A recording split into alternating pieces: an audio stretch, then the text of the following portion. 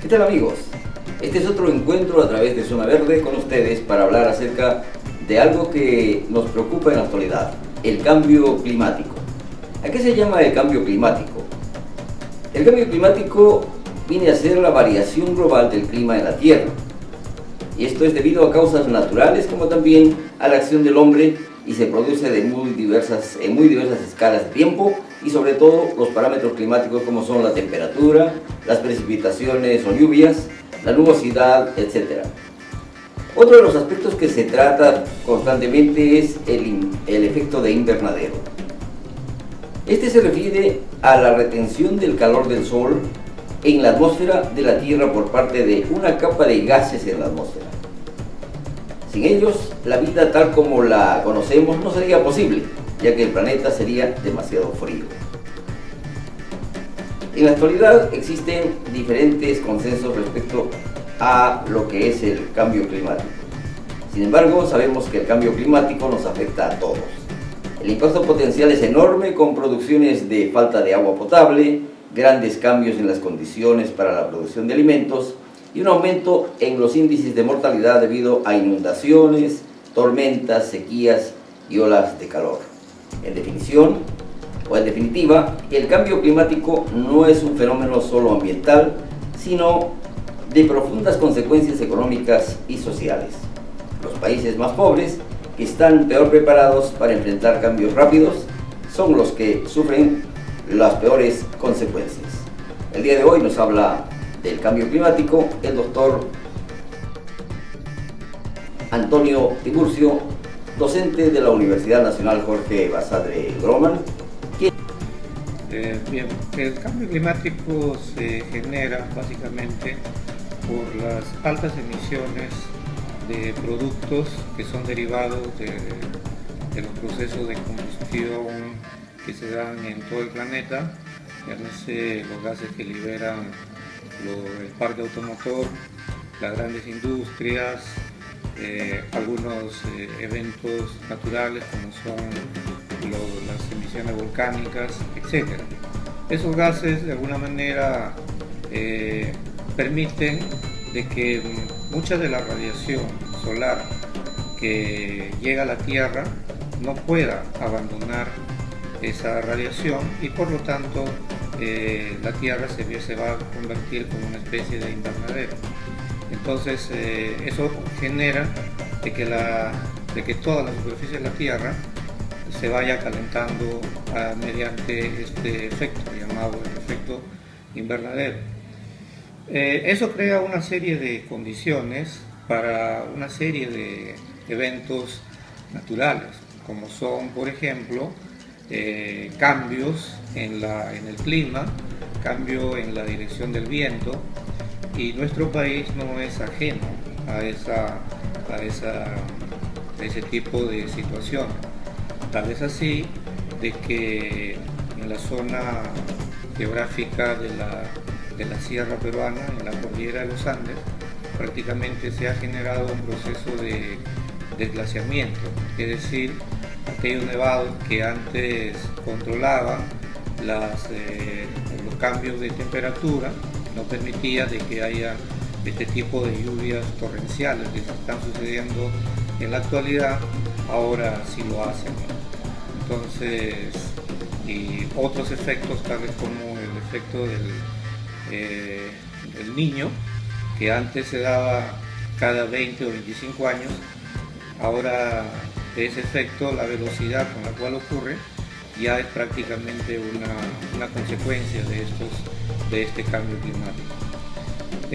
Si no se toman medidas de una manera no solamente regional, sino global, la Tierra va a ir en un franco proceso de cambios de esta naturaleza, ¿no? de estos desastres que están ocurriendo, llámese lluvias, llámese sequías, por otro lado, contribuyendo a que muchas de las regiones del mundo se vean afectados por este fenómeno. que es el hombre el que está originando este tipo de circunstancias. ¿Cómo prevenir estas consecuencias que estamos viendo? Mire, la prevención ahora ya es un poco complicado porque los efectos que ha generado son cambios ya irreversibles. Si usted ha visto en las noticias o en algunos documentales que en la Antártida muchos de esas zonas que eran el continente helado, mucho de esa parte de hielo ya prácticamente se ha prevenido. Bueno, lo que se puede hacer ahora, como usted dice, es la prevención de estos desastres, ¿no? Llámense deslizamientos de lodo, de piedras producidos por las lluvias que se generan en diversas zonas del país. Usted sabe, nuestro país es una geografía muy accidentada, tenemos muchas zonas que son de una pendiente bastante grande, entonces cuando se altera este tipo de ecosistema se da lugar a que se pueda producir este tipo de situaciones, como son huaicos, en algunos casos el agua se deposita en algunas represas naturales y como no son tan, digamos, aparentes, entonces es donde ahí se producen una serie de problemas que ya se han reportado tanto en el sur como en el norte del país, inclusive en Lima, ¿no es cierto? Lo que queda hacer es ya parte de las autoridades que tienen que cumplir su rol de prevención.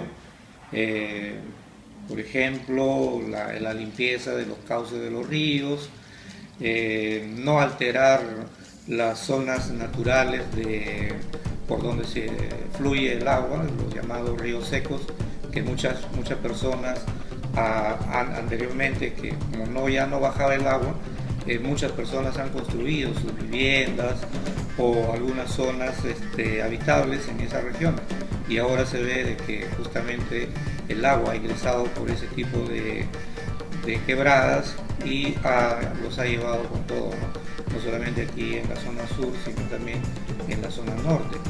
Se ve un gran problema de inundaciones, no solamente en las zonas rurales, sino también ahora en las zonas urbanas, que es donde el daño es mucho mayor, porque mucha de esta gran cantidad de agua, que a veces superan los 80 o los 100 milímetros por cada centímetro cúbico, origina de que muchas de las conexiones de la red del alcantarillado se han visto prácticamente alteradas, y eso ha provocado de que se generen ese tipo de inundaciones, y por consiguiente todo ese problema contribuye a que se pueda proliferar una serie de epidemias o de enfermedades que ya estaban siendo controladas y ahora pueden nuevamente volver y ser manifiestas en estas regiones y poblaciones vulnerables.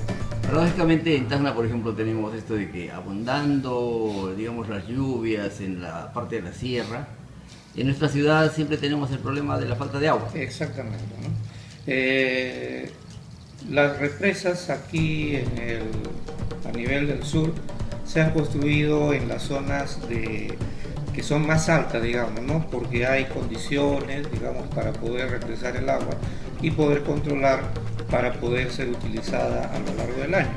Sin embargo, hemos visto de que a pesar de haber existido una gran cantidad de recursos de agua producidos por las lluvias, muchas de las represas no se han visto, no han visto superadas sus capacidades de almacenamiento. ¿Por qué? Porque las lluvias no se dan en esas regiones de gran altitud, sino que las lluvias se están dando en las zonas medias.